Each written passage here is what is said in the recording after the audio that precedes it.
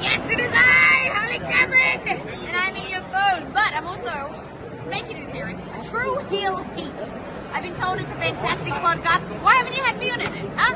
Where's my invitation? I think you guys need to feel the right. I'm at Comic-Con today, but I think we need to get some, some rap in the show. So let me know.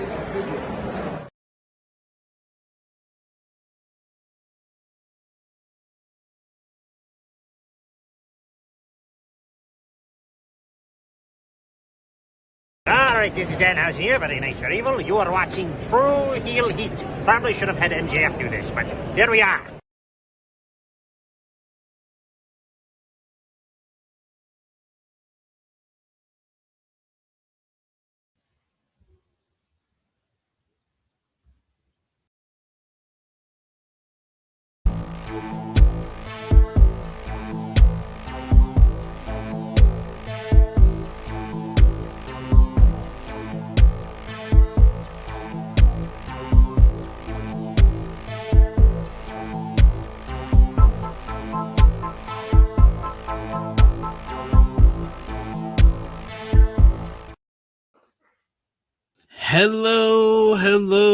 Hello. It is me, your True Heel Phenom, SP3, and we are live on the True Heel Heat YouTube and Facebook for our Daredevil Born Again Season 2 review of Episode 2, Shoot the Moon, and Episode 3, The Scales and the Sword, discussing the latest 2-episode drop for Daredevil Born Again Season 2 as only we can. And of course, to do that, once again, I am joined by my good brother, my vigilante enthusiast and supporter himself. You can see his work over at Fightful Select, and you see him here on the True Hill Heat Sports and Entertainment YouTube channel to discuss some Daredevil. Corey Brennan is back once again. How you doing, Corey? I'm good. Always good to talk about Daredevil. Two great episodes, so looking forward to getting into it. Christ. Yes, I'm excited to get into it as well. We appreciate y'all if you're joining us live. Appreciate y'all if you're watching us on demand. Remember to show your appreciation back the simplest way possible. Drop the thumbs up on the video. That helps out the YouTube algorithm. You can also share this video with all of your Daredevil Born Again family, friends, and fans on all your favorite social media platforms. If you are new to the True Hill Heat Sports and Entertainment YouTube channel, hit that subscribe button, hit the bell to stay notified for all the great content here. You can also sound off in the comment section. We've been getting some support in the comments from all you guys who are watching us on demand, and we appreciate y'all for that. So show us your support over there. And of course, if you're with us live, you could sound off in the live chat. We love to interact with all of you and hear your thoughts on Daredevil Born Again Season 2. So you can sound off in the live chat and let us know your thoughts right there. And of course, we will highlight as many of your comments as possible as we go along with the review. We got already in the chat with us today, King Greg Carter II, who says, Heather gotta go. She's about to corrupt my man Buck. Buck about to clap them cheeks, man. That's what he about to clap them cheeks and make her forget about all the pain that Matt done left her with, leaving her on her own after she got basically haunted by my man Mute. So that's what's about to happen here. Y'all, if y'all ain't see that during the episode, I don't know what to tell you. But what was your overall thoughts, Corey, on episode? We'll start with episode 2, just episode 2. What did you think about this week's episode? Two was a little slower than I expected it to be in kind of pacing and all that. It felt like it kind of brought everything that happened in episode 1 kind of a little bit slowed down.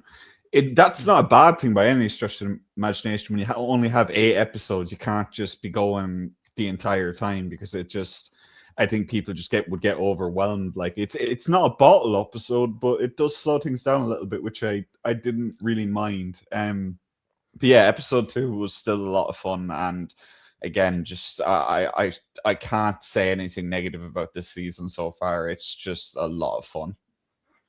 Yeah, I think they're killing it, and it's basically what I kind of expected, because I did see like kind of the overarching kind of reviews from different people who said that, oh, the first two episodes are kind of a little bit slower, but then it really picks up in three. And yes, we definitely got that. We definitely got that. I would say already, spoiler alert, three is the best episode of the season so far. I just think it's crazy that this is taking it slow. Like the first two episodes are taking it slow. Meanwhile, it's like so much still happens. There's plenty of action in them, and Yeah. we get so much of Matt anyway. It's not like we barely see Matt and Karen and all that. We see so much of that. It's just I don't know. I don't really see how this can really how it's taking it slow until we see those episodes. Because right now, to me, it's like this is just like normal Daredevil pacing to me, really. Yeah. Yeah, if you remember, like the first two episodes of the first season were kind of like this, where it built up to the ending, which would have like the big action scene there. So I thought that they did that well in episode 2, and then episode 3 kind of ramp things up quite a bit as far as like the story that they're telling as well as the action. So we'll get into both of those. We also got in the chat with us Power Drive Finisher, who says, I love that action scenes. He says, turn Josie's bar into a slip and slide. And we're about to discuss episode 2 that had that right there. But yes, episode 2 was titled Shoot the Moon. It starts off with Daredevil watching above at as Sherry is taken out of his apartment by the paramedics, basically a follow-up from what we've seen in episode 1 with Sherry having a heart attack. At the same time, Dex arrives at the church seeking absolution for his actions. And I think I'm enjoying the most in the first 3 episodes is the little references to the Netflix series. A lot of times, a lot of the time in the first season, it tried to feel like, oh, that Netflix series was kind of in its own time, its own era. We're not going to have too many references to that. Here, they are getting it right out in the open. Like, we get the reference to Dex asking for Maggie, and I'm like, yes, we remember Maggie. Matt's mom is still around. No, she's away. She's an excursion, I guess. And he also needs to be ready because Dex, because when Kingpin finds out that the task force were unsuccessful and Bullseye helped him, he is irate. He is basically training for a boxing match with his trainer, but he shows off one of his key traits, that he hates to be challenged in any way by anyone. So the boxing trainer tells him you only got 30 seconds as Buck runs down what happened and says that the cop, the former detective, is in the hospital, but Daredevil showed up, and he got some help from somebody with very good aim, and he immediately knows that it's Poindexter. So he's angered by this. And then when the trainer basically says, oh, come on, man, I didn't think you were a quitter, he instantly gets up and just punches the shit out of this traitor to the point that he gets slammed into a mirror, and he splatters blood on the glass of the mirror as it's broken. And that's how we go to the opening credits. Kingpin will never cease to amaze me. Well, what did you think about that whole scene to start us off, going from Cherry getting escorted out of the hospital, Dex at the church, and then Kingpin's reaction to everything that went down at the end of episode 1? I really liked the shot of Matt above the chaos of like Cherry being loaded into the ambulance. The suit like bouncing off the emergency lights was awesome. Such a good shot. I'm still not really a fan of the CGI backgrounds that they do, or the green screen. It doesn't look great, but it's a TV show, so we gotta kind of just accept it for what it is compared to like a proper movie. The Dex scene, I think, is the most clarifying scene of where his head's at this season so far. I think I'll probably talk about it a little more later, but I really do think that in a twisted way, Matt is now his North Star, which is very terrifying to think about and very fun to think about. Mainly because like what does that mean for Bullseye? Like, are we going to see him legitimately try to be good? Or is he just going to go completely off the deep end because he's just twisted it all in his head? That because he's insane. We know he's insane. So, Yeah. But I like that scene. All the complaining about Maggie, like for this season, last season, I got the complaints because obviously they didn't mention her at all. Like you said, they didn't want to talk about it. But the way they kind of just went, oh yeah, she's not here. Fair enough. That's all you got to do. That's all you got to say. That's all you really got to do.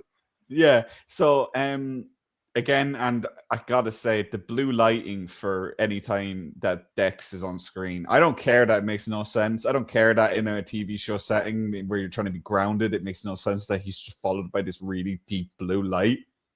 But yeah, I like that. And then finally, that coach is the dumbest motherfucker in the world. Because he decided, big guy anger issues is a former criminal mastermind. I'm going to wind him up till he decides that I don't want to live anymore. So that was a funny scene. Again, it's just kind of like, that's just natural selection at that point. I don't even blame Fisk for doing that. It's like, you don't even feel bad for the dude because it's like, why? Why would you do that? Like, it just makes no sense. I get that some trainers are like that, but come on, man. Common sense. Never a wise decision to piss off the Kingpin. Just never wise. We got a King Greg who says, never saw the trainer again. Laughing emoji. Yeah. Yes, we never did. Valo says, Bullseye being an agent of chaos is going to be pretty wild. And we got Power Driver Finisher who says Kingpin was using everything in his power to not destroy the trainer, and he still did it. I want to see we know the boxing fight's coming up, so what I want to see is like the scam artist dude in that one episode of SpongeBob where he's like in the full body cast and he's like, help. I just want to cut to that guy in the crowd, maybe beside Vanessa or something at the fight, just like, help. That'd be perfect for the trainer. Yeah. He deserves it. So then we get a series of scenes. We get first, we see Matt and Karen talking about Bullseye helping him, and then we kind of get into Karen's psyche. I think in these next two episodes here, where Karen immediately is like, he killed Foggy, so I don't care if an AVTF, one of the task force, blast him in the freaking head, and Matt has to be like, no, we don't want him to die. What would Foggy think about that, basically? And he was like, well, obviously he doesn't want me to die either, it seems. So it seems like they're trying to figure out what's going on in Dex's head, but they say that they have to make their way to Astoria to meet up with the lady from the Greek restaurant. But as we see, she is picked up by the task force. They take her in. They send her to one of the cages in the prison that they've come up with. Meanwhile, we see at Kingpin's office, he's having a conference with Buck.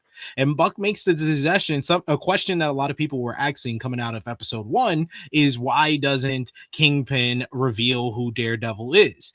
But he kind of explained it very well. He's like, no, that's not. He's like, I'm trying to coy the fire. I'm not trying to stoke it. He was like, Daredevil is a basically a figure that has got the people kind of scared of vigilantes and what they could possibly do because of all the stuff they basically pin on him. Whereas if they reveal that that Matt Murdock is Daredevil, then he becomes a hero because Matt Murdock is the one who saved my life. And he was like, yes, he saved my life. And it's like you saw the light bulb go up above his head as it's going on. So as soon as the next scene comes, we see the cameras are in his office as he's going to deliver a public message to the people of New York. We see Matt out as him and Karen decided they were going to go to Astoria together. And Kingpin brings up how Matt Murdock is a hero. He saved my life. But ever since he saved my life, he's gone missing. As a result, we see missing posters are put up all around New York City while Matt is still wandering around outside. So they basically have to go back to their home.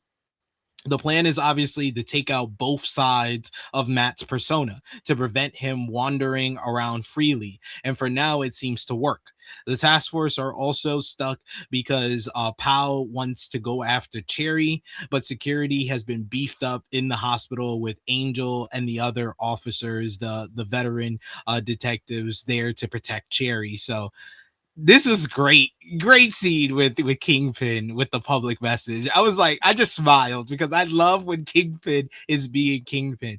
Yes, he has brute force, but he is also a very smart individual, and this was a great play by him. What did you think about that scene, and then everything else we just discussed? I said it last week, but the way he acts with his hands, like is I mentioned this scene, like the teaser that they released of this scene, and what he was doing, and it's just I just really enjoyed his performance so much, and it's not just when he's in like these big like set pieces where he's fighting, or like when he punches the trainer. When he's just speaking, it's just the way he talks, the way he moves, the way it's just a fantastic performance all around. And I love that Book is the one to kind of go, look, maybe we should take this a different way. But again, it's the same stuff that we've always known with Fisk. It's his way. He doesn't really like to do it, any other suggestions other than what he wants to do, and it keeps going with this. The hospital scene I liked. I don't really understand why people thought this scene was pro cop. Like I seen a couple of people go, "Oh, well, this is pro cop. It's propaganda and all this." I didn't see it that way. Let's be real. Not every cop is an asshole. That's just common sense. So it was a nice scene to see that, like, not everyone lets these AVTF guys kind of stamp all over them. So yeah, two good scenes. Again, like I said, this episode was a lot more exposition heavy and a lot more background details happening. So again, I like these scenes. They're a lot better than what we got in season 1 of Born Again, even though I liked season 1 of Born Again. And yeah, so just keep them coming.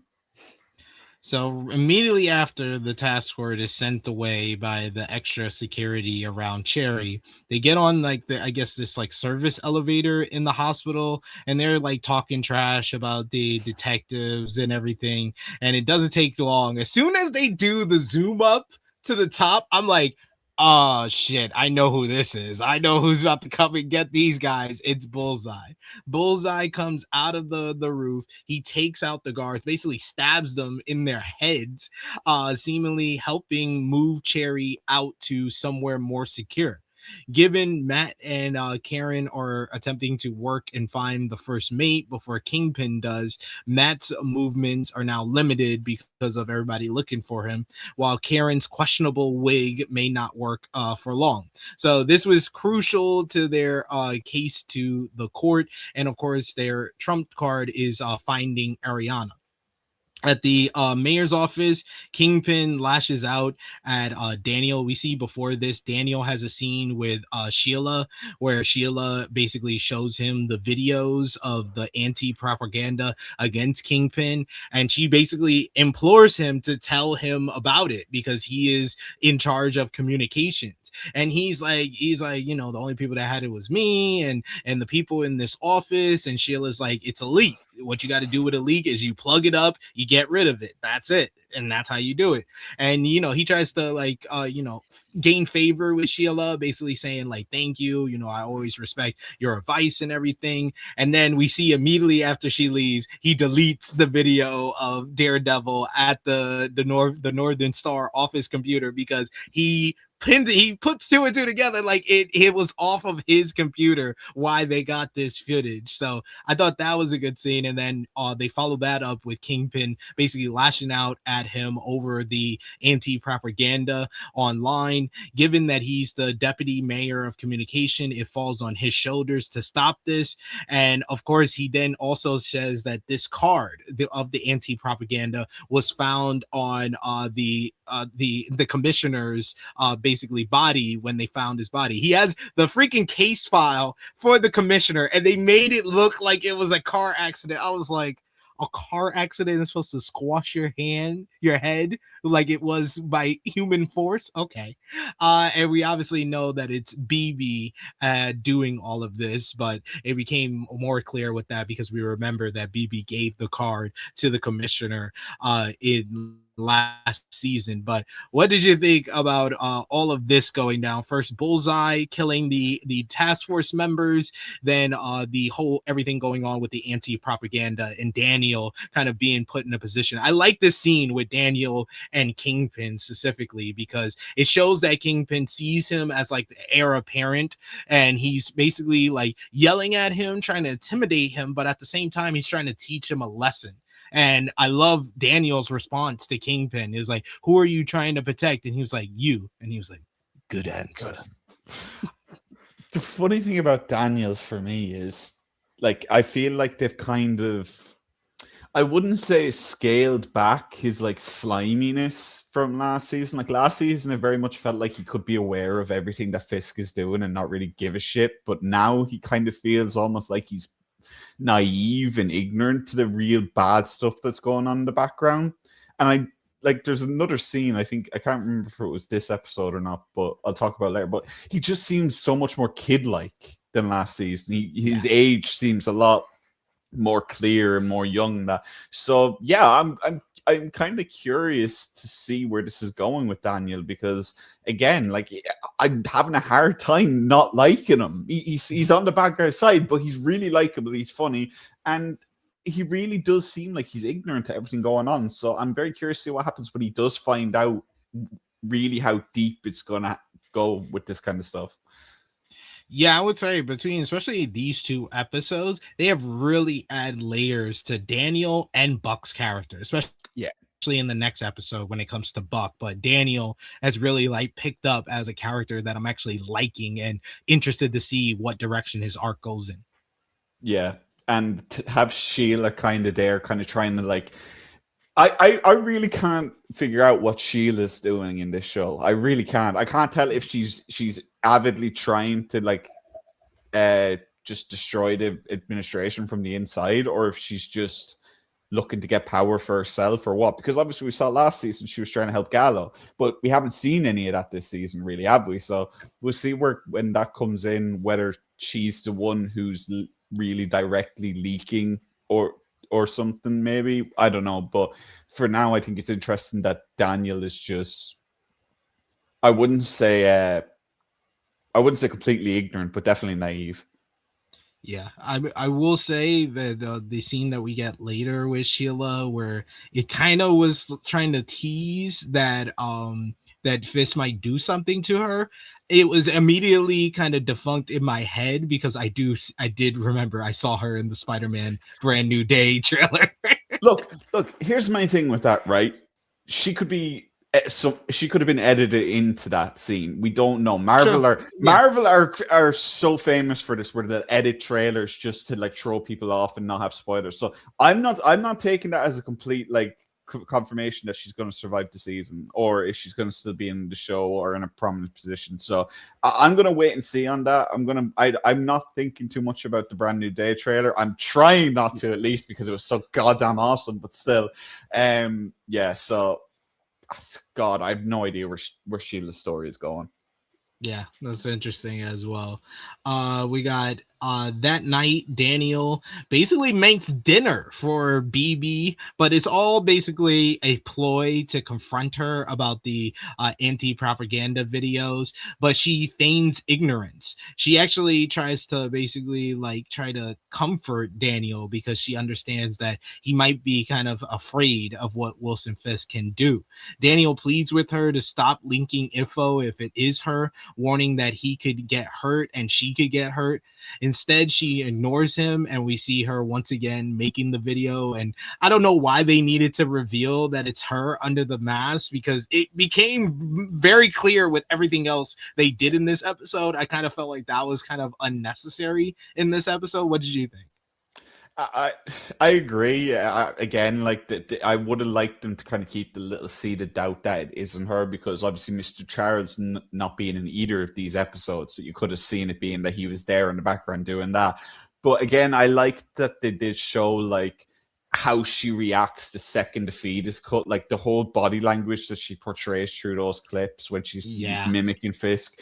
Just the second the red light's gone, her body just drops like this, and it's such good acting from the actress. I'm not sure on her name, to be honest, but again, just And then when she turns off and takes off the mask, you can see she's like, she almost feels guilty because she knows this is going to blow back onto Daniel. So again, it's just I love BB's character, to be honest, and I love what they're doing with her, and I'm worried about her. I'm really worried for her character. I'm worried we're going to see a BB Urich versus Kingpin video. I don't know if you've seen those like memes about that video, like that go around, but I really don't want to see a BB Urich versus Kingpin 40-second video. I really don't want to see that. If you know, you know. Down at the docks, we see Karen and Matt are basically doing reconnaissance. They're spying on the task force who are basically taking out the shipment, and they break out the shipment, and there's a whole bunch of diapers that could hold the clue to taking down Kingpin's empire. This is what he's using to disguise his smuggled goods. But Matt says, like, what are they gonna do when they think no one else is looking? So given Matt is busy at Red Hook, he misses the task force showing up and arresting some kids for stealing alcohol, because we catch up with Hector Ayala's family. We see Saldan is with Angela. They're walking on the street. They notice the posters for the missing Matt Murdock, and Salad says that that this is, you know, Matt was a good man and he helped her, and you know what she kind of thinks about what would have happened if Hector would have listened to her and stopped being a vigilante. But Angela implores her that he needed to, somebody needs to, and she calls him a dangerous idiot. But she was like, he had to do what he had to do, basically. And they go inside the store. They notice some kids that Angela knows is stealing alcohol from the bodega, and Saldan notices this and tries to talk him out of it and leave it, saying that this is just gonna raise the prices here, and then you got a drunk kid on the street making trouble. And then the owner basically pulls out a shotgun. I was like, God damn. I was like, he's a vigilante himself. He tries to stop the kid, but basically then a task force member comes in, punches him out, knocks him out, and then goes after the kid, trips up the kid that stole the liquor, and then tries to grab his arm. Sadal is there. She grabs the officer's shoulder, who also arrests her for assault on an officer. I was like, this is ridiculous. This is some ridiculous stuff. I don't know if I mentioned this last season, because I think she was only in one episode, but I used to work with Sadal.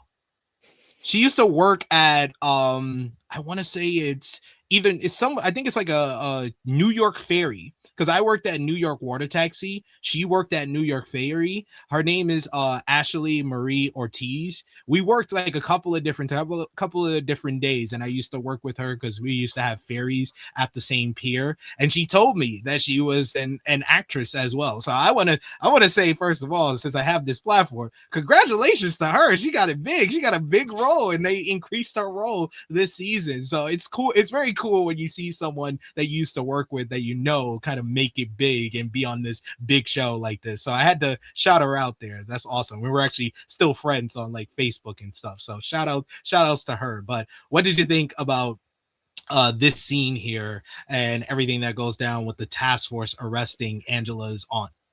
I look, when I see these scenes, I really enjoy them. I love the topic of like where someone wants a hero to not be a hero because it's dangerous, yada yada yada. And then when they have a chance to look the other way and just leave and not be involved, they step up and they become a hero. And then it's just someone will turn to them and be like, yeah, it's not so easy when someone's in trouble and needs your help, yada yada. That's one of my favorite tropes in superhero or hero like media. It's I love it. I don't care if it's repetitive and like people might find it like annoying. I love it. I think it's the good shit. But yeah, I like this scene again, and yeah, just it's just that's how you get a young child into the world of vigilantism. Just like losing Hector to death and then that happening. It's just like, yeah, that would happen to anyone. That would happen to any kid, like would be radicalized by that. So I enjoyed that. And it was nice that like they kind of added the extra layer to it. So it wasn't just Hector's death that got her into this role. She needed another thing to kind of kickstart it and make her want to do it. But it's like three things in one, because it's Hector's death, it's Matt is missing, and then her aunt gets arrested. It's all these things in different forms that basically pushes her, because she shows immediately that that Matt missing is also part of this, because they do the whole scene where she's being held back by the officer while her aunt's being arrested, and she's right in front of the Matt missing poster, and then she immediately goes to Kristen's office and she shows up there. She explains about the task force taking her aunt, and then she notices that the White Tiger belongings is at the office, and basically she has Kristen show it to her, and it basically makes it clear that she wants to take up the superhero mantra for herself that her uncle had. So then the episode closes out. We get the task force are on the move again, but this time Daredevil shows up along with an unarmed Karen to take them out. So basically they're at their home, and we see they kind of split it. It's kind of what they did in the first season, where they split from Matt's perspective to Kingpin's perspective, because first we see Vanessa has a dream of Bullseye coming to her. She's in like a park, she's walking, a baseball comes in. It's like basically reimagination of her last interaction with Bullseye, with Poindexter, when she makes him sign the contract to get released, and then that he goes on to kill Foggy, and she basically, why are you coming after me? And Bullseye pulls out a gun on her, and then she wakes up in kind of like a distressed state. So then her and Fisk kind of talk to one another, and she basically says like they basically talk about what would it be like their life if they didn't live in New York. And Fisk is very adamant he wants to stay in New York because they built this empire. So what else could we do? And she's talking about living on an island. And he was like, well, I hate the sand in my toes. I was like, this is such a Kingpin response. I love it. I love it so much. But yeah, she basically tries to talk him into that. And like, who are you trying to pass down this empire to? And that kind of connects everything from the interaction that he had with Daniel, that he is kind of the heir apparent of who he sees as like a son figure in his life. Then we see the perspective of Matt and Karen. They're laying down at their apartment. They're having a very comforting, very wholesome moment. Karen starts playing music with them and they start dancing, but then we do the zoom in and you know something's about to go down because Matt's senses are on the peak. He hears the task force breaking into Josie's. They grab Josie. Matt immediately tells Karen, like, they got Josie. I gotta go. You gotta get out of here because they're coming for us. So he goes down as Daredevil. He beats up some of the task force, gets Josie free, tells her to go to safety, and then we get a cool action sequence. He slides on through Josie's. He takes out a few task force members in the bar scene. Then he goes, they break into his apartment, and then he goes after them. He fights off two of them on his own. Great action here. This was the one that Michael Cole very poorly called the action for on the WWE social media scene, but he uses the gun flashlight to blind them, and then he gains the advantage on them, basically splits their mouth open, breaks one of their bags, slams them into to appear in the apartment. Then he goes looking for Karen. He's calling for Karen, but Karen's not in the apartment. Then we see that Karen is basically tried to escape out of the apartment, and she runs into a task force member who doesn't pull a gun on her, but she immediately just boom, boom, boom. I was like, hi, Karen. Yeah, badass Karen here. She then meets up with Matt by this like small place that has a rose in front of it. I guess that's their meeting spot to meet up with. They hug each other, and then she says she has to show him something, and the episode ends with Matt basically being shown by Karen that she has manhandled one of the task force officers, tied him up, and basically hold him hostage for them to do anything. And this was a great cliffhanger because it was a back-to-back episode, so it was nice because even if you wanted to just watch one episode and then watch the other one later, I could not do that. I couldn't do that because of how they ended that episode. I was like, I have to find out who this officer is now. So that was a great cliffhanger the way they did that. So a strong close to more of a setup episode similar to episode 1 here. What did you think about the final 10 minutes of this episode? I really liked the last 10 minutes of this episode. It's just like, it was like they just shifted up a gear. It's just like almost randomly. But starting off, I loved, again, I don't have an issue. Like, people are like, oh my god, Heather and Buck are like the anti version of Karen and oh god, and Matt. Sorry, my brain just frizzed there for a second. But people that I said that, and it's like, no, it's Vanessa and Fisk, Matt and Karen. That's how it works. It's how it's always been. I think that like split conversation, I liked that Karen knows how much Matt likes jazz music and records and so on, and she put on the song and all that. And like, and again, another thing that, again, I know I'm bringing up people's complaints a good bit, but I like being able to just kind of be like, what the hell? Like, stop complaining about something that doesn't make any sense. People were like, oh, why didn't they use the weapon that they used to overwhelm Matt's senses? Here's the thing. They didn't do that on purpose. That was just feedback from like, it was just feedback that happens when you use something like that. So it wasn't intentional. So Matt obviously like destroyed it anyway when he went outside and saved Josie anyway. The fight was brilliant. The sliding on the floor, that, like, again, we've seen that in trailers, but it was so cool to see in the context of the episode, because it's like Matt is just doing shit at this point. Like, he's just deciding to do random stuff apparently. You mentioned the blinding with the shotgun. Again, that reminded me of the hallway scene in season 2 where he has the gun taped to his hand. He and it clicks, and then he just laughs. And it's like that. Like, it was the exact same kind of scenario, except he didn't pull the trigger. He just, like, I think Matt enjoyed having 2 AVTF on the other side of a gun and watching them freeze. And then he was like, oh, I don't need this. I don't need this crap. I'm just gonna paralyze you with my bare hands. Yeah. It just kicks the crap out of him. And then, as you said, the scene with Karen beating up ABTF, I like that Karen is completely like, again, she is not the same Karen from the Netflix series, not even the same Karen from season 3. She's been through so much since then. So yeah, I believe that she could kick an AVTF soldier's ass who is completely like just not looking to cause any problems. You mentioned them finding each other. That scene is so cheesily shot. I'm sorry. But Matt hiding in the darkness, and then you cut to Karen, and she's like an angel coming out of the light. It's like, screw you, man. Screw you. Like, come on. Cheesy ass shit. I loved it, but come on. Like, that is so cheesy. People are like, oh my God, this is such a badly shot scene. It's like, why do scenes look like this? I loved it. I don't care. It was so cheesy. I couldn't help but love it, even if the lighting didn't look great to some people. So funny.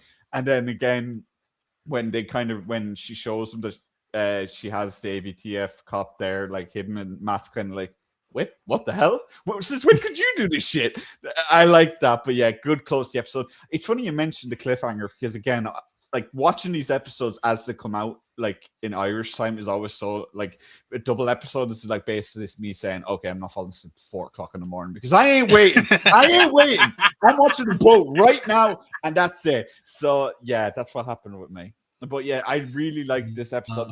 Again, like you said, the end of the episode just kicks into that extra gear, and it's just, I love watching this character fight, man. It doesn't matter who he's fighting, doesn't matter how many people, what he does. I love watching this guy break limbs and maim people. That might sound like a bit of sadism, but I don't give a crap. I love it. Same. I'm here right there with you. I'm right there with you. Yeah, she's been training with Daredevil. What do you expect from her? And to get Dion on the other end of the spectrum says, I'm not buying that she kicked his ass. If a guy is going kind of like to just talk to her and he's caught off guard of a person who's learning karate from like Matt's equivalent in karate terms, he's like a 5th degree black belt basically at this point in his life. He can break limbs with just a simple karate move, and she's learning from him on a daily basis, because that's the only thing outside of basically spying on Fisk and coming up with plans. All they're doing is practicing karate this whole time. I do buy it. I do buy that she can kick a guy's ass that's not going there to hurt her in any which way. And he didn't look like the biggest guy either. I can totally see that when Fisk got power again, I don't like when she was away during the last season. I can totally see her going away and training more than anything else before coming back. Because why wouldn't she want to be the best possible equipped to defend herself? And plus, Yeah, it's a bit. It can be a bit kind of like, oh my god, how did she do that? But she blitzed the dude like a blitz attack. Yeah. It doesn't matter who you are. It doesn't matter what you weigh. It doesn't matter what gender you are. If you blitz someone and you have a weapon and they aren't ready for it, you're gonna beat them. It's just common sense. Like, so yeah, I didn't have a problem with that at all. And again, just I loved how corny that ending was with them just kind of like it's just like that's the Netflix series kind of like cinematography, like where it's just so silly almost, but it works. Absolutely agree there. Yeah, and I did get that feeling like right at the end, because I noticed where she took him. It was to freaking Frank's hideout and then kidnapping him, putting the mask over their head. I was like, this is definitely Frank coded by Karen. The thing is, she, even from season 2 of the Netflix series, she has always been thinking maybe Frank's kind of right. She's never kind of been fully against Frank at any point. She's always been kind of weighing that moral battle up in her head. And even in season 2 of the Netflix show, Matt fights with her about it. They fight about it constantly. So this is so I completely buy that at this point they're still kind of like, okay, well, yeah, like Matt kind of will never be on Frank's side. He might kind of respect that Frank is not a complete psychopath or stuff like that, and that he has his usage. He's never going to agree that killing is the way to do things. That's just who Matt Murdock is. Like, it's just who the character is. You can't ignore his religious aspects as well. Like, and I can totally understand what a Karen, who has been a victim of all this stuff, who has literally had to kill to survive with Wesley and so on. Yeah, I can totally see the fact that they disagree, but it doesn't end a relationship, which I appreciate as well. Yeah, and remember, the first body that she ever got was by accident when she killed her brother. Yeah.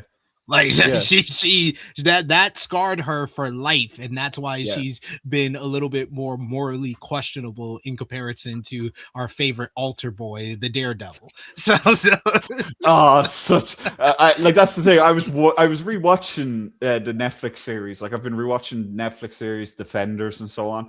But my favorite thing is when Matt throws a billy club or not even a billy club. I can't remember what it was, but it was something anyway. He threw something to get a gun out of Frank's hand. And he just turns on altar boy and just they keep going. Just doesn't even stop what he's doing. Just punches the dude out as he's calling him an altar boy, and it's so good. But yeah, just I like that they're not just completely united in their beliefs and everything. That they do have different things. Yeah. So yeah, and just again, what I said last week, they wanted to do this show without Karen Page, and just it would not be that good if it didn't have Karen. Like, Karen is like the balance. That's his MJ, basically, if you want to put it in superhero terms, or his Lois Lane, or it goes like that. All right, so for episode 2, let's put our thumbs in the middle. Shoot the moon. Let us know in the live chat whether you gave the show a thumbs up, thumbs down, thumbs in the middle. Out of 10, would you give the show your MVP and LVP and moment of the episode? But for me and Corey, in 3, 2, 1, thumbs up across the board. It's gonna be another season of this, isn't it? Think so. I will give this one kind of the same score I gave episode 1. I'll give it a 7.5. Yeah, same here. Again, 7.5 isn't a bad episode. It's a good episode, maybe even a great episode. But again, last season we were going like 9s, 9.5s, like the entire season. So we're changing the scale a bit. We're not gonna do what Dave does and kind of keep the same scale for everything. We're gonna change it a little bit, just give ourselves more room so we don't start going 11 out of 10, 12 out of 10, so on and so forth. Sorry, Dave. That's just a joke for myself. Hey, I'm all for it. I'm a Mercedes Monet stan. I'm all for Dave Meltzer's slander today. Who was your MVP for the episode, Corey? My MVP for the episode was probably Daniel. Like, I really do like what they're doing with his character. It's really intriguing to me. I really want to see what's going on with him. I don't want to just keep going either Matt or Karen or like one of the main few every episode to go as MVP. So yeah, I'm gonna go with Daniel this time. I'm gonna go with Karen in this episode. She impressed me with taking down the task force member and kidnapping him at the end. So I gotta give her some love. Give her the MVP. LVP. It goes to the boxing trainer. Yeah, definitely. That's just Darwinism. Like at that point, like come on. yeah, pretty simple here. Yeah. We got Dion who says I prefer Matt with Karen but Daredevil with Elektra. I'm sorry, I was off of the Elektra bandwagon in season 2. I'm sorry. I'm sorry. Yeah, She's I'm sorry. not good for Daredevil or Matt. It's over. No, like the entire premise of their relationship was based off Stick. Like, do people forget this? Like, also, I just want to say, in rewatching the Defenders and stuff, I am so mad that they killed Stick off still. Can you imagine Stick in this scenario? What's going on? Like, I just imagine the AVTF trying to arrest Stick. Like, how funny that'd be. Like, that'd be so great. That'd be great. So upsetting. Like both Stick and Foggy. It's just like I want to see these people in these scenarios so much. Like I would love it. We got Power Driver who gives his MVP to Daniel, LVP to Trainer. We got King Greg who's given MVP to Karen, LVP to the Trainer, and yeah, Power Driver Finisher agrees with us. Elektra is overrated. It is overrated. And I'm talking about pre-Defenders. Defenders just made it worse. Yeah. The problem for me with people, like this is the thing. People ship Karen and Matt with the most toxic people for them. Frank is not good for Karen. Frank, the episode in season 2 where they're in the diner and Frank baits 2 dudes to come in and attack them, and then Karen has to overhear him torture and kill 2 people brutally. He then leaves her there with the bodies and basically tells her, I'm not good for you. And yet these people still ship them together. Stop it! He is horrible for her. Karen knows this. She just like understands that sometimes killing is necessary, and it's the same situation with Elektra. Elektra tries to bring the worst out of Matt. Stop shipping these characters with bad people for them. Think about it for a second, please. Stop thinking about these pretty people are good together, please. I love this rant. This rant's gonna be a short now. Corey, what was your moment of the episode? The laugh again when he turned the shotgun on the AVTF. Just like I love when Matt kind of just fully gives in to the devil inside him, and him just kind of just chuckling like, "Oh, you guys are fucked now." It's just, I love it. Yeah, I'll say the whole entire fight scene, because I love the slip and slide through Josie's bar. I loved him coming down and making the save for Josie, and then I loved him fighting the 2 guys in his apartment. So that whole scene was just peak Daredevil. This is what I love about Daredevil. All right, so then we move on to episode 3. Episode 3 is called The Scales and the Swords. Shout outs to Romeo who made the switch, so I was able to correct he was able to correct the thumbnail. Quickness, I love it. Romeo, got to give Romeo credit for that. Episode 3 starts off with Karen explaining that their tied up task force member Alan is a bit of a different from the norm. He's regretful for his actions. I think it was it King Greg in the chat who reminded us that the AVTF agent is the same one whose partner shot the kid running out of the store in season 1, and he showed that look of regret. And we talked about that when we watched that episode, that he might be a part of the resistance, and we're seeing it here in this case here. He's regretful for his actions and believes that Fisk is in the wrong. Alan is part of the detail at Red Hook, and he wants to help take Kingpin down. He has a key card that will get them into the dock at night, and he hands it over willingly. Matt tries to basically intimidate him, saying that you're lying, and then Karen has a conference with him, and he's like, he's not lying.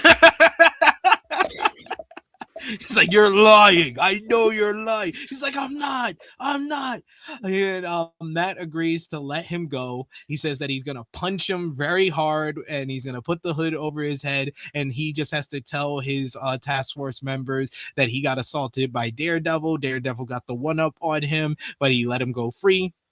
But he's gonna keep the card in his possession, and if he's lying to him, he's not gonna be happy. So it could be a powerful weapon to turn the tide of this battle, and we would see that later on in the episode. What did you think about this opening scene here?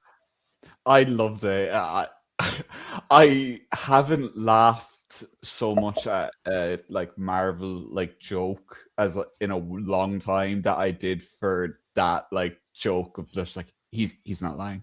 After yelling at him, because it's so you're lying. He's not lying. and Karen's face is like, yeah. It's like in the original series, whenever he's doing this, whenever he's interrogating someone or intimidating him, he's very soft-spoken. If he needs to do something, he'll break a limb or something, and he won't even raise his voice. So it's so funny watching him kind of project this different like presence about him, because it's so different to what you're used to. And then it's just the he's not lying. It made me laugh so much when I saw the clip. I enjoyed this whole kind of scene in general. It's one of my favorite cold opens, I think, in the show in general. I did enjoy the bit where he just kind of leap forward, and if you're lying to me, you fuck. Again, so out of character for Matt Daredevil, but he knows he has this. It's almost like this like projection that like with what Kingpin's doing, he's making people afraid of him more now. So he knows this and he's utilizing it. So it's kind of subtle, well, not really subtle, but it's a nice little change to his to his character. I also appreciate that. I was just gonna say, we saw it with the graffiti art in the last episode, that he's become this symbol for the resistance, or all of those guys, against Kingpin, but he's also the symbol for the vigilantes for the Kingpin side at the same time. Yeah. So it's cool to kind of see him play the role that the Kingpin side expects him to play, but he's doing it for the resistance side, which the task force member is basically like, no, I think that you're the only one that could take down Kingpin. Yeah, I also love the kind of the bit where he was like, okay, the bag's gonna go over your head, and then you're gonna wake up somewhere like Miss Page just dropped you and stuff, and the guy just starts talking, and he's trying to still talk to him, he just punches him. Like I love scenes like that where like it's like, okay, we're gonna do this and this, but then like the character just does something that annoys the hero, so it's just like boom. Just knock him the hell out. Yeah. So then we see Heather. She's continuing to suffer from the hallucinations and toys with putting the Muse mask on. So what you said in the last review about her potentially becoming Miss Muse, that kind of got teased here in this scene. She's having trouble like hammering down a nail, and she looks at the mask and it helps her. She doesn't right now, but between struggling to hold it together, she also faces Kristen's wrath, who confronts her the following day.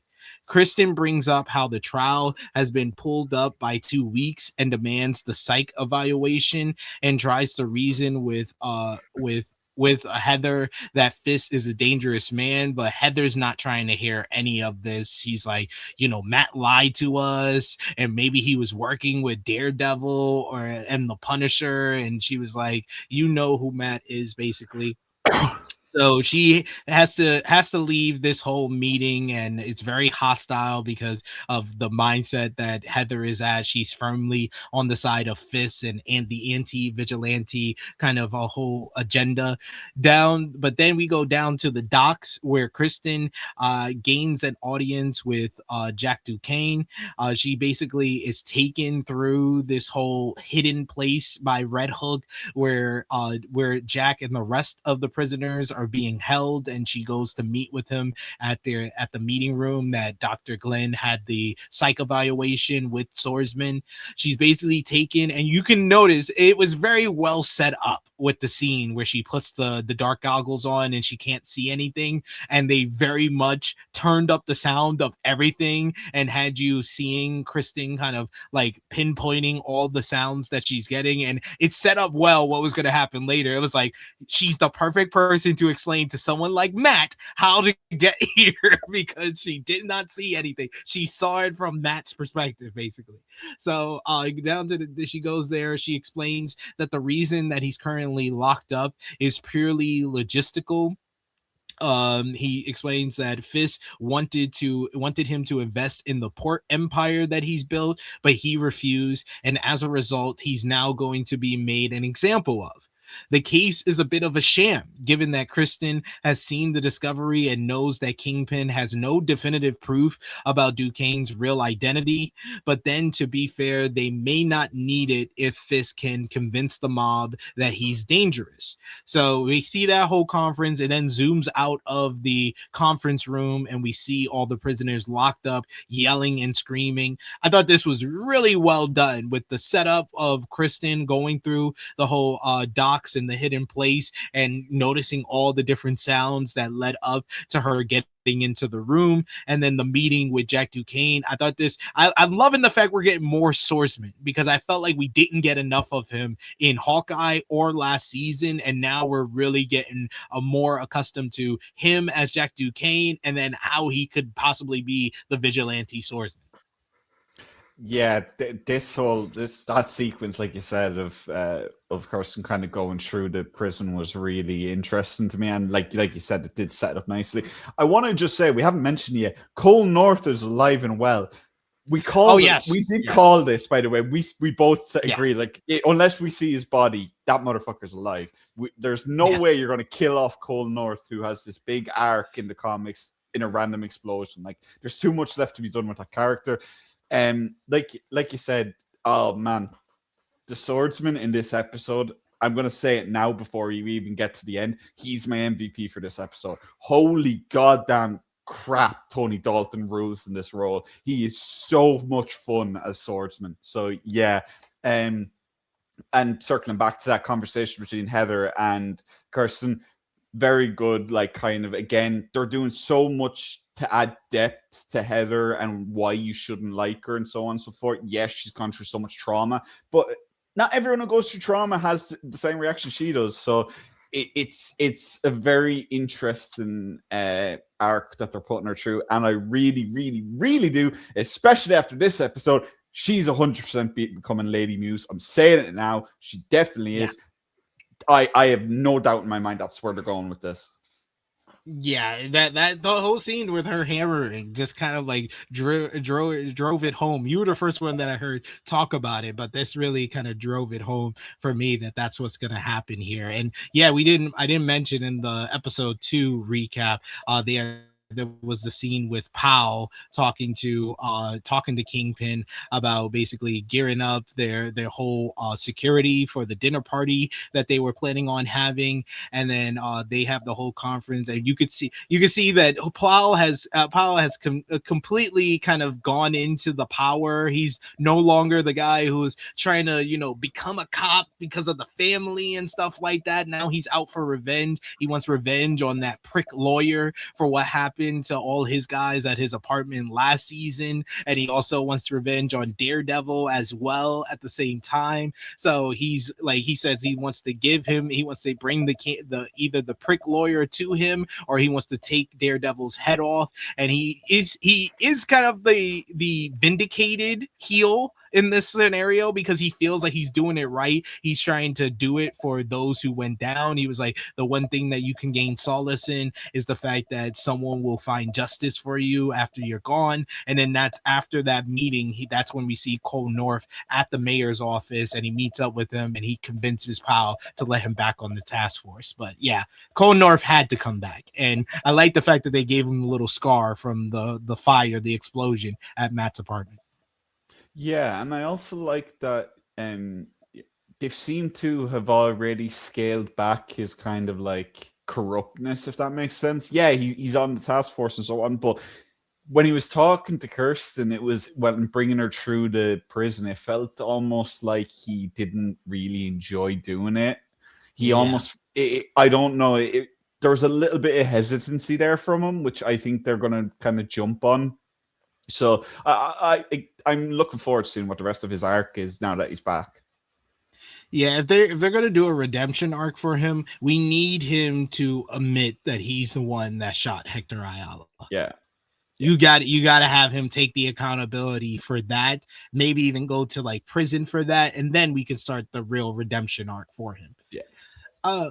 Then we get Karen. She sends over what they've learned to the governor. So she sends basically the deed of the Red Hook port. Yeah. Then the governor in turn confronts Kingpin about what he's doing at his office. The only person who can revoke the Red Hook port is the governor, says Matt to Karen. So it's kind of another split scene where they're going back and forth between the two scenes. But the governor basically calls out Fisk for what he's doing. She says after the capsized ship and the current rumblings about his operation, she's seriously considering pulling the plug, but she doesn't officially do it. So what do you think is holding her back from pulling the plug on all of this? Kind of the same thing that really stops everyone kind of going after Fisk. I think there might be some kind of quid pro quo kind of going on there that we don't really know about. Maybe that's all for show or something. I'm not sure. Or it could be the fact that she just doesn't want to appear as like too much overreach. That could be, and she mentioned that to Fisk, that he was avoiding overreach. So we don't know where that's going. But I think it's hard to kind of see a scenario where he doesn't kill her or order her death. So I have no idea where it's going with that. Yeah, I'm interested because we see Kingpin. He mobilizes his troops including Daniel, to find some dirt on the governor. On the surface, he seems completely clean, but everyone has secrets. We see a conversation between Daniel and Buck, where Buck goes to see Daniel and he convinces him to have some of a glizzy from a street cart. Convinces him to take a bite, and he seems to like it. He asks him if he's gonna find any dirt on the governor, and he said he's gonna work the deputy governor to basically find the information. And he says, I got you to eat street meat. You think I can't find some dirt from this guy? So that was nice. He very much in this scene, especially sitting back in his chair in his office, I was like, you're coming off like your dad, Tony Soprano. So I appreciate that scene, and it was nice to have like a little bonding moment between Daniel and Buck. This was like I said, this was the episode where they added some layers to Buck's character. They gave him a little bit with him being the one that asked the question why he doesn't put two and two together with the Matt Murdock and Daredevil connection. And then we added a bit more with this scene and the scene later at the dinner party. So yeah, what did you think about that? And also Buck asks Daniel about finding the Kingpin anti-propaganda video, who's behind it. I found it interesting that Daniel just kind of like not profile, but yeah, actually he profiles Buck a little and kind of just, he doesn't know for sure, but he's like, yeah, you were a special ops or so on. He nails that, and Buck's kind of even like, fair enough. Good call. And then the food and all that. I like their buddy cop almost relationship. And there's a shot in the trailer for where they both open a trunk and they look into it together. And I'm very curious to see what's going on in that scene, because they both have the exact same expression on their face. So they're very much in line with each other in that episode. So I'm looking forward to that whenever that may come. Yeah, I'm looking forward to that as well. Then we get to the real crust of this episode before the final scenes. The court case for Jack Duquesne takes place and is streamed online for all across New York to see. Naturally, Hochberg makes a big spectacle of all of this, reading the psych evaluation by Dr. Glenn. I love the fact that Kristen is still being a good friend to Heather by not bad mouthing her. Because I think in the court of law, you can bring up the fact that she's been mentally scarred. Like she is not the most viable kind of doctor to affiliate the psych evaluation, and I didn't basically sign off on that either. It has to be agreed upon by the prosecution and the defense. So I appreciate Kristen still being a friend to her. We see this whole, it's not even like a real trial. It's like what Jack Duquesne kind of teased when he met with Kristen, that it's a tribunal. It's three judges up there, and you can see that the lead judge is not mentally all there, and she has like this very brute face, like she knows that what she's doing is wrong and that this case is already basically over before it even starts. And the two other judges are kind of just in on it as well, because they're telling her to fix your face, you know what's about to go down basically. So Chief Justice Waters has her hands tied and can't postpone the trial despite Kristen's pleas because of the case being moved up. Unsurprisingly, this all leads to Duquesne is found guilty. Kristen, even in the deposition when she's basically asking questions to Duquesne, brings up the whole everything that went down with Kingpin, and that Kingpin, he denied his port empire, and it was like the defense is like, oh well, is the mayor on trial here? And she's like, he should be. And I love the fact that they asked for conference with the judges, and then Kristen immediately knew that this wasn't going well. She starts yelling at the whole court because she realizes that it's not a case that's going to be won with the judges. It has to be won with the public, and they should know that this is all basically a setup. Yeah. The whole court case was like, I think was held, or not held, it was shot very well. I love the Dutch tilt on the verdict. I loved the quote from Jack Duquesne as everything's happening for the entertainment of the masses, presented in all its ugly glory by the man whose hand holds the scale. Just, that is one of the hardest quotes in superhero media in a long time, and it's very poignant right now. So that, and the way they kind of broke it up as everything's happening and as he's being sentenced and so on, he's kind of like, he knew it was coming and he accepted it. But yeah, I really enjoyed that scene. And again, Tony Dalton in this role is just masterful stuff. Great quote. And yeah, he played his role masterfully throughout this whole episode. So off the back of this, we see Kristen is getting drunk at the bar and is quite depressed with everything that goes down. She turns into a very funny person when she gets drunk and slosh, warning the bartender that if she cuts her off, that she's basically gonna get the New York Health Department in for his bathroom and stuff.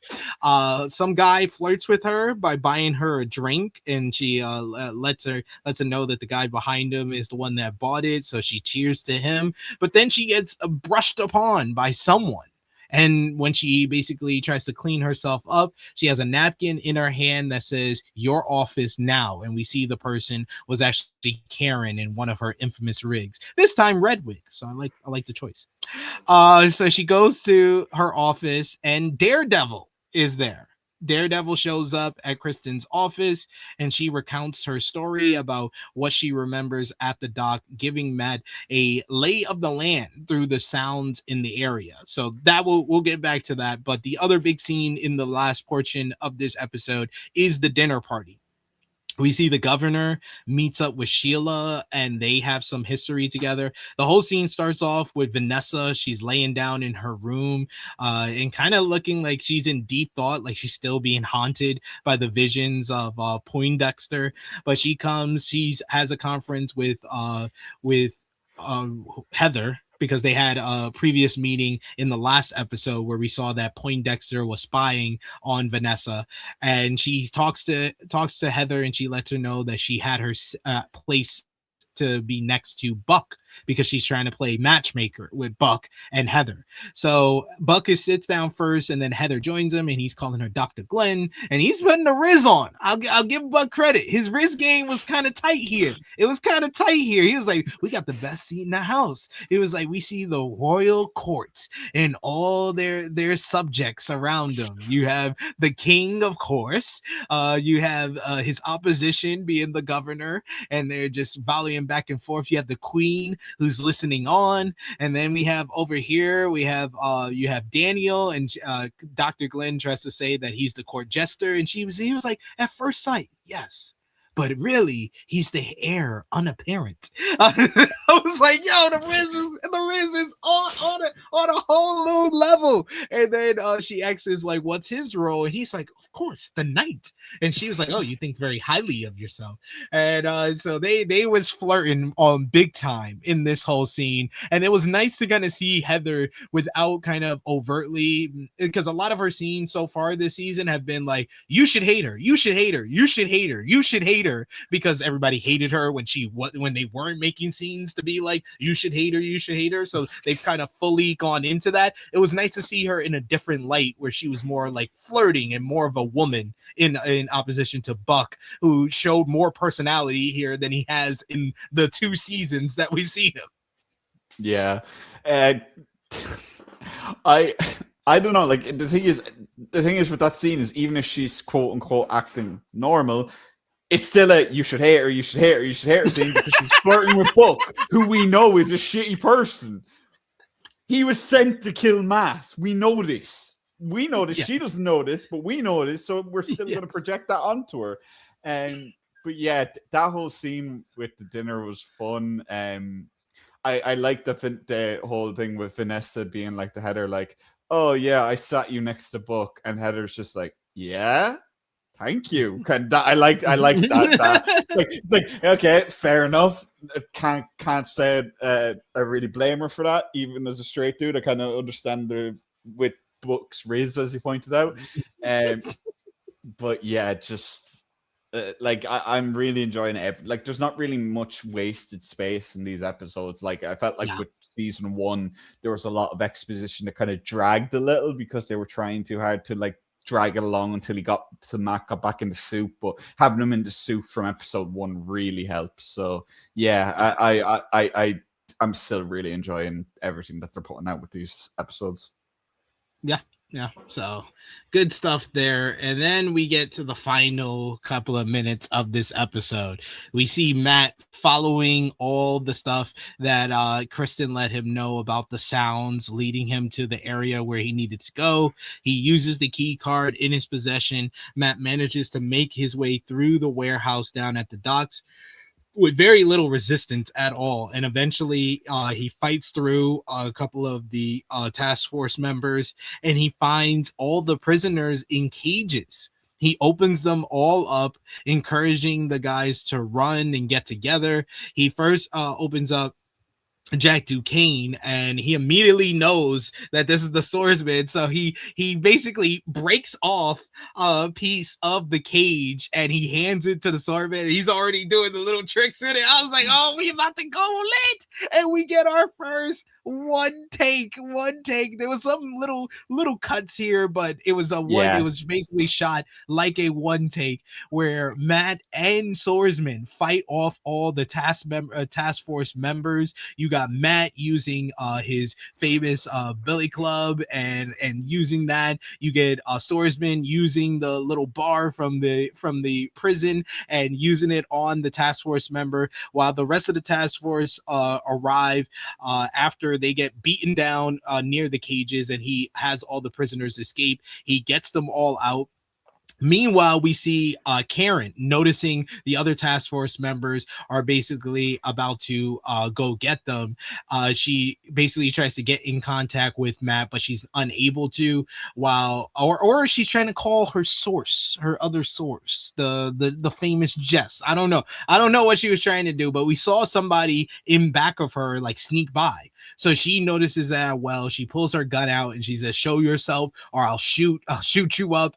And it is not BB, it is Angela. Angela has put on the white tiger hood and the medallion as well, and she is here to help. She steals a bunch of their weapons and stuff, and she stole one of their walkie-talkies as well. So Karen is able to get in contact with Matt inside, calling him Red Team, and he lets her know that he found all the prisoners and he had to let them free. So basically, he tries to escape out of there, but the other task force members, led by Powell and Cole, are there with their big trucks when they come out, and they start shooting at Daredevil and the rest of the prisoners. So then Karen and Angela pull up in this big old tank truck and come through, and basically Angela opens up the bag so all the prisoners can get in. She has a nice little moment with her aunt. We get Karen and Daredevil fighting off the task force members. Daredevil using his billy club while Karen is using the gun and two-piecing these guys. Shot one, and I think she shot one dead because they zoomed in on that, kind of noticing that the person probably died at that point. Karen gets Jack Duquesne to drive the truck and get those people out of there. Daredevil talks to Ariana and he asks her, "Do you have a place to go?" And she says, I can come up with a place.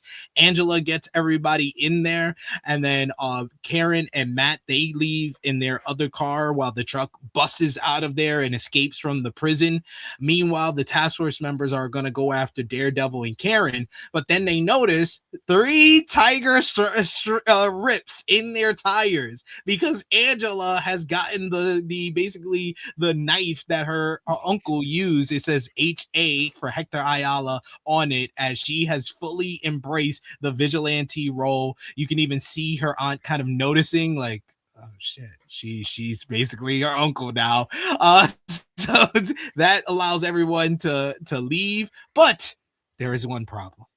Because we saw earlier in the episode, the task force members led by Powell were meeting up with the sailors and all these people from all around the world that Charles has put together, and they're going to the Northern Star to make sure all the shipment is out and making sure the ship can get out of the water. Realizing that the evidence could incriminate Daredevil or himself, Kingpin decides to blow up the ship and the dock. He gives word to Powell saying, "You know what to do," and they kill everyone on board and in the surrounding areas. So he has basically taken some of the heat off of himself, and that can be something else he can blame on Daredevil for this killing a whole bunch of people on this ship. And Matt notices it with his keen hearing that he just killed all those people, and that's how we end this episode. Such a great episode. I said it at the start, this is the best episode of the season so far. What did you think? I think that like whole like last 10-15 minutes of the episode was so much goddamn fun. Like I just want to just add one more thing that you mentioned about the swordsman. Matt actually gives him his staff / billy clubs. He gives the staff to him initially, and then he doesn't take it back until he has to rip the pipes out of the ceiling. So I like that. I like he recognized that he needed to give Jack a weapon that would be beneficial to him. Yeah, the rebar is good, but he knows how to use a staff because it's very similar to a sword, obviously. And that whole, like you said, it was one take, but it was very, very obvious that they hid takes in there to like, but still it was good enough that you don't really notice. That whole, and again, I love the score, the way the score kicked in at one point during that. It was like, oh my good lord. Like you're like, this can't get any better. And then the score kicks in, you're like, oh my God, we are back. But yeah, I liked how they managed to get everyone away without dying. Like that's a big like thing that they did, because with this show, you're not always sure that's what's going to happen. You think someone's going to get caught in the crossfire or something. Like you said, Matt noticed that Karen shot the dude. Whether he's dead or not, Matt's probably not going to be particularly happy about that. And I can feel like that's going to be an argument between the two in the next episode. Yeah. As for Angela, this is the thing with Angela. Like she had as you said, she had the medallion.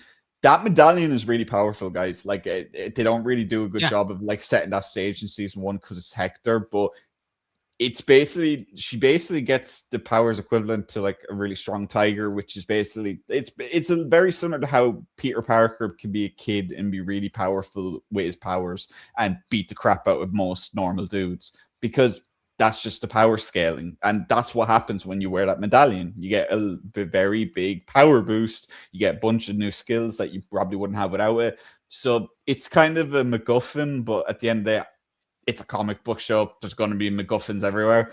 But yeah, then that ending, whew, so you're like, oh my God, they got everyone out safe and sound. There's not been any loss of life. And then boom.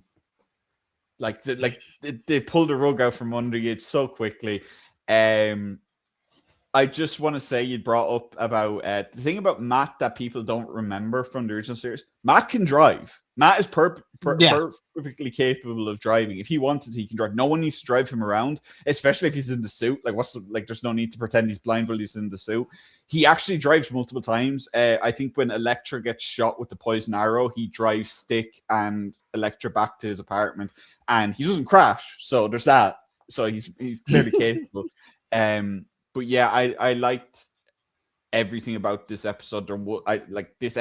Episode 2 is a little slow leading up to the ending, but then the episode 3 is just constant. You're constantly going in episode 3. So yeah, just no notes. Quality start with the 3 episodes. But yeah, this was a damn good episode, and it said I love the fact they gave us another cliffhanger at the end with the explosion on the ship, and you think that Daredevil and Karen have finally gotten a victory in these first 3 episodes, and then it's immediately taken into a loss because of loss of life, because all those people die due to Kingpin making that decision. And oh man, this was so well done. And I love the stuff with Angela. Angela low-key is an MVP candidate for this episode as well, with her kind of taking the mantle of being a vigilante, being pushed and being basically pushed to that point where she had to kind of take matters into her own hand and join the fight with the resistance. So love it. Love it. But that means we've made it to the end of this episode here. And you see, Corey, you were worried we were going to take like 2 hours. We took the same amount of time that we did last week on one episode. Exactly. Well, I'm sorry that I thought we'd maybe go a little longer then, because we spent 90 minutes talking about one goddamn episode. I thought maybe, we're going to do 3 hours. No, apparently. Well, it's because that was the premiere. We had to talk about like everything in between the 2 seasons. We had to talk about the feedback and all of that. And we did talk about that throughout the episode, but we were able to this was more like to the point. You got the stories already in place from the first episode. We could talk about the action. We could talk about some of the notable scenes and some of the notable actors. We could do this. We could balance 2 episodes at a time. We're going to probably have to do 2 episodes once again when it comes to WrestleMania week, when both of us are going to be extremely busy and probably not be able to do that week. So the week following we'll have to do 2 episodes. So we got the flow of how we could do that next time. Listen, it depends on how good the episodes are, because like if I have to wait a week to talk about like a really good episode, I feel like I'm going to start getting like withdrawal symptoms from it. I'm gonna be sitting there. I'm gonna buy myself a bloody cane and red sunglasses and start walking around the place like Matt Murdock, because I'm so freaking worked up. I love this. I love that you're gonna be our Daredevil. I love it. The Ireland's Daredevil.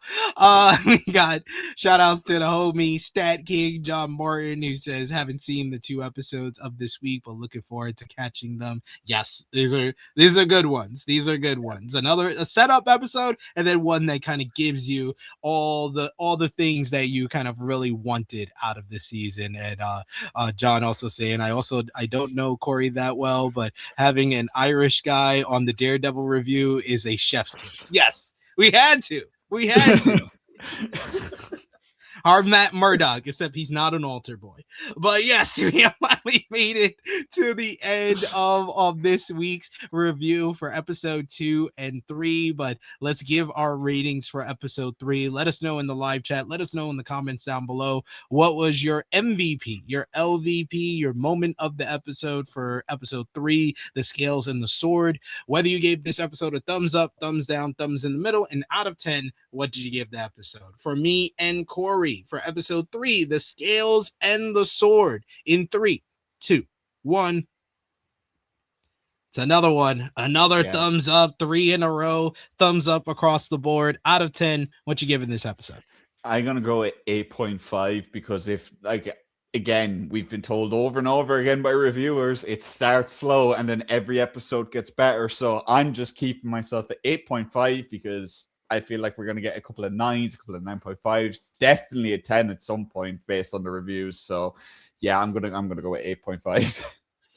I feel like when Jess shows up, that's when I'll go above. So I only go slightly up from the last 2 episodes. I'll go 8 out of 10 for this one. Even though I was very excited, I was on you, and Power Drive Finisher also agrees with you. He gives it an 8.5. I'm going to be modest. I'm going to pace myself for this one. And I'm going to go 8 out of 10 because I think the 8.5s, the 9s, the 10 out of 10s. Once Jess is in play, who is it's between Jess and Luke Cage, who's my favorite defender, but I love them as a duo as well. So I think once they're in play in this season, I think that's what I'm going to be probably giving like 9s for the rest of the season with the way that the reviews are going around. Who was your MVP for this episode, Corey? Swordsman.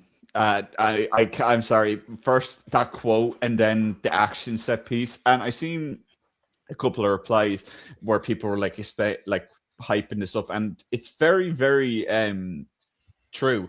You don't need to put like so much like background info and stuff and exposition into a character. You can give them a hard ass line, you can give them a good actor, you can give them one cool action set piece, and you're good. Not everything needs to lead to a spin-off. You can just have these cool characters, and that was awesome. Yeah, I'm going to go co-MVP for Jack Duquesne. I think that acting-wise, he probably gave the best performance of the episode, had the best line in the court case when he got found guilty, and just seeing him in action as the swordsman, finally getting to see him be the vigilante that he's always been. That was great. But low-key, Angela came in clutch.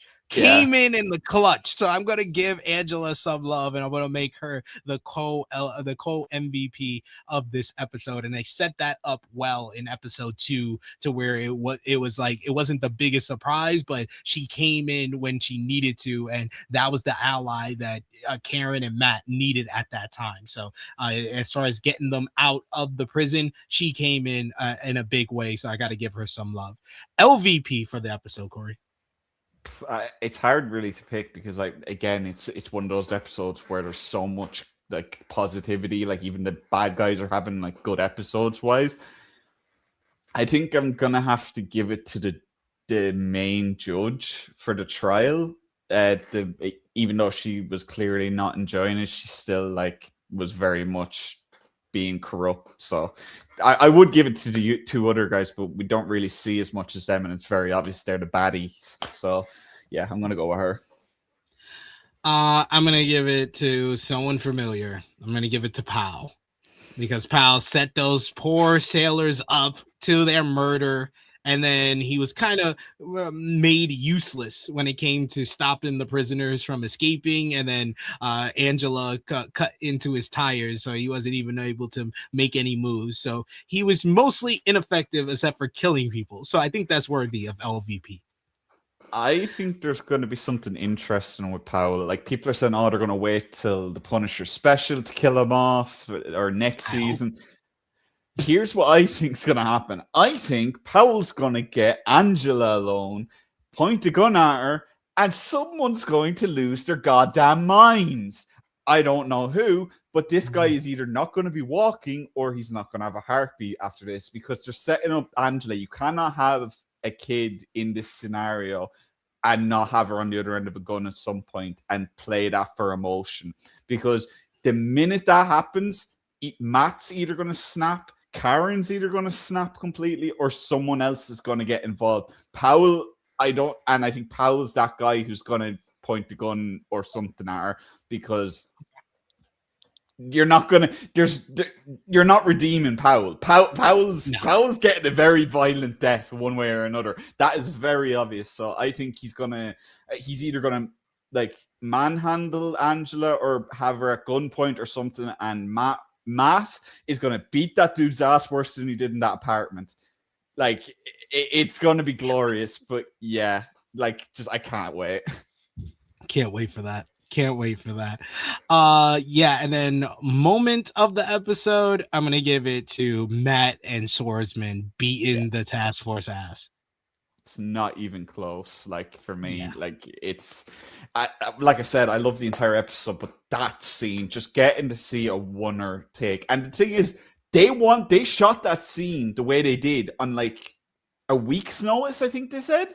They shot that, they put it together, and they decided they wanted it to be a oneer. So it's not even the oneer shot. They were promoting the show with talking about the oneer later in the season. So I'm very curious if that's your one that you don't advertise. What's the actual one going to look like? Exactly. That makes you even more hyped for what's to come. This is a cool theory from Dion, who says maybe Cole North kills Powell and saves Angela to atone for killing Hector. That's one way to try to give him a redemption arc. Yeah, that's a good shout. And Stat King talking about his misses, saying her order is Matt, Jess, Luke, and Danny. Everybody knows Danny is last, so it doesn't matter how you mix up the other three. It's just Danny's last. The thing is, I don't even mind Danny Rand's character. I just think he's had bad writing. Like the defenders, like didn't do him any favors. Like being like his own show didn't do him any favors. Season 2 was better than season 1, but season 1 he was awful. It says a lot when the shows, like I said, the Defenders wasn't great for him, but as you said, his own show wasn't great for him either. And I think it says a lot when the Defenders is better than your own show, really.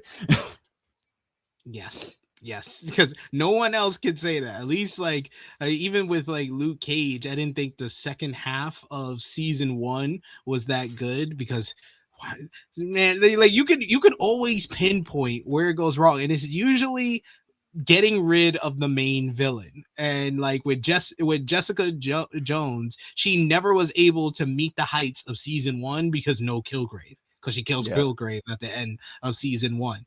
And then with Luke Cage, why did you kill Cottonmouth in the middle of the season? That's the dumbest, even more than all the bad decisions that was made in Iron Fist.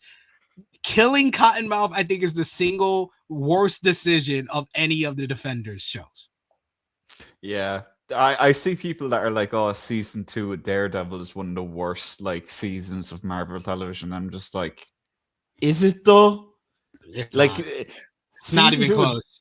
It's the worst Daredevil season out of the Netflix series, but it's still good. Yeah, it's still good. It's better than Defenders. It's better than Jessica Jones season 2 and season 3. Is better than the second half of Luke Cage season 1. I think season 2 of Luke Cage is probably on par to me, because I thought that was better overall than season 1, because season 1 episodes 1 through 6 is the peak of Luke Cage. That is Luke Cage, how I want to remember it and how it should have been. But the second half kind of ruins that, because Diamondback. Who the fuck cares about Diamondback? But Bushmaster was a good kind of replacement, and focusing on Mariah in season 2 made that better. So season 2 and season 2 of Luke Cage, season 2 of Daredevil, I feel like they're on the same level, but both of those are still better than both seasons of Iron Fist as well. Yeah. Before we do finish, though, by the way, it should be remiss to say the next episode is going to be very interesting, because it's the boxing fight episode, and we know the Bullseye's at that fight. We know it all goes to shit. I'm sorry, but I think we're about to see the end of one character that let's just say it deserves everything that's coming to her, but we'll have to wait and see how that all happens, because this is going to be a tense episode. I have never been more tense waiting for an episode of Daredevil than I am waiting for this episode, because I think everyone is in agreement that it's going to happen at some point this season, and all roads lead to episode 4. So, Bullseye, don't miss, sir. Thank you very much. Please don't miss. But yes, we've made it to the end of this review here. I want to thank Corey. Thank you all for joining us live. Thank you all if you're watching us on demand as well. Remember to drop the thumbs up, share it with your friends, subscribe if you are new to True Hill Heat Sports and Entertainment. We'll be here all season talking about Daredevil Season 2, Born Again. But Corey, the floor is yours. Let the people know where they can follow you on social media and when they shall see you again. You can follow me at Corey Brennan FF. I haven't been doing many podcasts lately, but I do have some fun interviews lined up for anyone who is a fan of RevPro. I'm looking at getting interviews with Alexis Falcon and Joe Lando going. So if you're fans of RevPro, you'll know both of those names very well. But yeah, I'll be back here next Thursday, probably with SP3 for that infamous episode 4. And yeah, if you want to check out, to be honest, while Daredevil is in its second season, I will be tweeting about it just as much as wrestling. So if you want to follow me for Daredevil thoughts and wrestling thoughts, you can. And yeah, I'll see you guys next week. If you can, let's do next Sunday, because I got Dynasty weekend, but I think I could do it on the date of Dynasty if you could do next Sunday. So probably next Sunday for our next review. We'll go back to our season 1 day that we used to meet up to talk to Daredevil. We'll do it on Sunday next week because we have some big pay-per-views in the world of wrestling. But you can follow me on the Twitter machine at TrueHillSP3. Follow the gang, Facebook, Twitter, Instagram, TikTok at TrueHillHeat, Patreon.com/TrueHillHeat. $3 a month gets you exclusive content. The best way to support us when we're not live here. We got plenty of good content for you to enjoy here, as well as on our wrestling channel. I will be live tomorrow, 10:05 a.m. Eastern time, with the True Hill Heat flagship podcast. Myself, the True Draw Josh, and Miss Chrissy Love talking about this week in wrestling, asking the question: did Chris Jericho make the right call choosing AEW over WWE? Plus much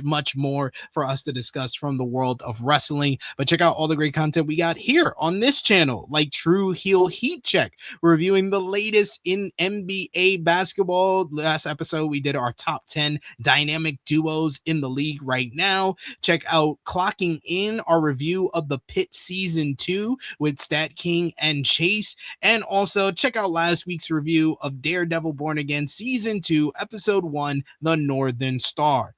Me and Corey will be back with you next Sunday to review episode 4, the highly anticipated episode of season 2. So for Corey, it is me, your True Hill Phenom, SP3. This has been our Daredevil Born Again season 2, episode 2, Shoot the Moon, and episode 3, The Scales and the Sword review. We are signing off until next time.